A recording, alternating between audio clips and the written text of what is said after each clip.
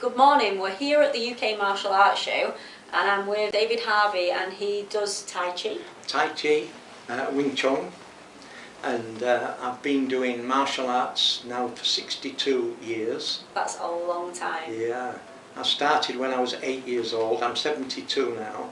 I started when I was 8 years old, and when I was a youngster there was no Kung Fu, Karate, so all we had was boxing and Judo. So I did boxing and Judo obviously because there was nothing else, and my father got me interested because he was in the forces, and I carried on from there. I started to travel away from my hometown, which is Hull, and I started to travel the world because of my father being in the forces at the time. And I was lucky enough to meet people when I was travelling who did Taekwondo in Austria. So I started doing Taekwondo in Austria, which was, as you know, a lot of kicking techniques. And I came back to England, but just before I came back I met some Chinese people, and they did a little bit of Kung Fu, so they were showing me some Kung Fu, and they told me when I came back to England to learn Kung Fu. But at the time there was no Kung Fu in my town, but there was Karate. So I did Wadaru Karate, and I joined the club. I came down to London to train with Tatsuo Suzuki, who at the time was an 8th Dan, and I was studying in London for my job, which was an osteopath. Were you there for a long time with Yeah, I was there for nearly 2.5 years, and while I was there I was training with Tatsuo Suzuki, and I was getting stressed because I was doing competition combat, and unfortunately in those days you didn't understand the meaning of stress, but I was under a lot of stress because I was trying to be competition fit, but at the same time I was also trying to earn some money to pay for my accommodation, pay for my studies, to be an osteopath, training 3 or 4 nights a week, and it all became a little bit too much. But luckily we did a demonstration in Hyde Park which was similar to this, which was different martial arts doing a demonstration in Hyde Park in the centre of London, and I saw a Chinese gentleman doing Tai Chi. So I went over and started to speak to him, and he said to me, come and join my Tai Chi club. He was called Chi Su at the time, and he taught Lee style Tai Chi, but he also had a Kung Fu style as well.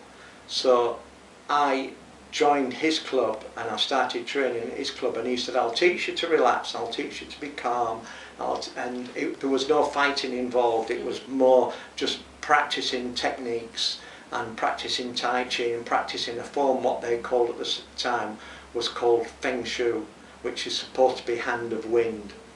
And so I studied that for about 10 years, came back to my hometown, started teaching, and on my travels again I met Samuel Kwoks in Blackpool, and he was doing a demonstration, and I started to talk to him, and this was over 30 years ago, and so I started to do Wing Chun with Samuel Kwoks, but still carried on with my Tai Chi.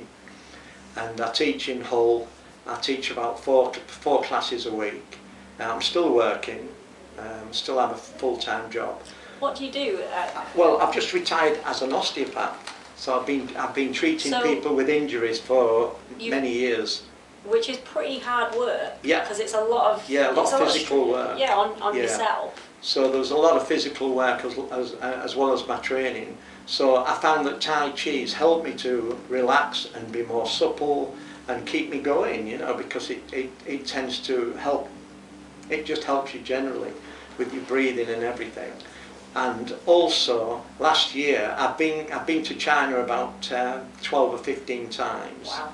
And I go and do a little bit of teaching. I did some teaching at the University of Hong Kong, and I go into China. I get my for going into China, the visa. Sorry, I couldn't think of the word. Get my visa in Hong Kong, then I go into China, and last year, the last 2 or 3 years, I've been going to the Chen School in Wudang, and also in a place called Dongguan. And last year they asked me to enter the competition, and they said there's a Chinese Tai Chi competition, but it's all different martial arts. It wasn't just Tai Chi, it was all different types of martial arts. and I went in and I was in the over 65s category, but I won the gold medal for doing the fan form, and I won the silver medal for doing the Chen style, which is a hand form of Tai Chi. So I felt really pleased, because that's the first time for years I've won something, you know. It's that feeling of Yeah. achievement, isn't it? Yeah. That yeah. And also, if you imagine, there's over, in that area, there are about 100 million people, and on the day it was like a massive Olympic stadium. It was just like an Olympic stadium. It was really, really great, and I was the only Westerner in the place. And the school from Dongguan gave me the banner to hold when we went in for the opening ceremony. And so everybody stood there. I'm the only Westerner, no one else, plus I had grey hair, which had become a bit of a novelty, because now everybody in China dyes their hair, you see. And they started to play the Chinese national anthem, and there was a camera crew running along the line, and they came up to me and pointed the camera onto me, and they were singing the Chinese national anthem. I didn't know the Chinese national anthem, so you feel like a footballer, that, you know, when they're trying to sing their national anthem but they don't know the words. So that was quite amusing. But I entered the competition, and I was really proud that I got the gold medal and the silver medal for two. One was the fan form, which was the 52 fan form, and the second one was the 32 Chen style hand form. So I was quite pleased with that, you know. And that is some achievement, to go to the country of origin and win anything in the country of origin. Yes, and they told me that as far as I am aware, I was the first Westerner to do that, you know, according to them. Now there's another championship this year, and they want me to go back and defend my title. And so... Well, it sounds like now you've retired from your osteopathy career. There's nothing stopping you. No, but I have retired. But I've retired as an osteopath, but I'm working as a physical therapist. So I'm still getting people coming to me, but I have to keep telling them that I'm no longer on the osteopathic register. Okay. And that was another reason I did that, was because it becomes so difficult to keep up with all the CPDs, all the the continuing professional development, all the training courses that you've got to go on, and all the new rules that come out, what you can and can't do and everything. So it just gets a little bit too much, you know. So, but I'm teaching a little bit more now, Tai Chi and Kung Fu. I'm still doing Kung Fu as well. Do you have a website that people at home can No, not at the moment. Or? I haven't got a website at the moment, but people keep asking me to put one up, but I'm a little bit behind with all the technology, really. I have to rely on my daughters. And I've just become a granddad for the first Oh, congratulations. For the first time. Is it a girl or a boy? Little girl called Rose. So you're not really retired, you're going to be full-time. I'm going to be working all the granddad. time. Yeah. And then my daughter wants me to teach little Rose when she grows up. She wants me, well, hopefully, if I'm still fit enough, to teach her Tai Chi and some Kung Fu and things, you know. So that's what I'm hoping. Yeah. So it's there's still lots to do. That'll be, yeah. You've got your work cut out. That's right. And I've just come back from Spain. I've been training in Spain. I was doing the warm-up and getting everybody ready, and then training with Sam Kwoks for the week. So I've been doing that, and I've been to China with him a few times. I don't know if you can still feel his energy in the room. He's just been in.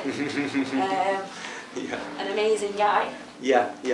It must be it's a privilege for you to be able to essentially be like a right-hand man to him. Yeah, and I think... And to go on those trips. Yeah, and I think at this present time I'm his oldest student, or I'm his oldest student that's still training with him.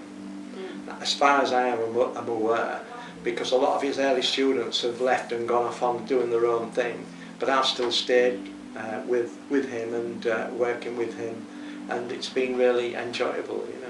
And we've just been to Spain for a week training, and that was nice because we could train on the beach, and it was quite a nice environment, and we worked really hard though, really hard work, you know.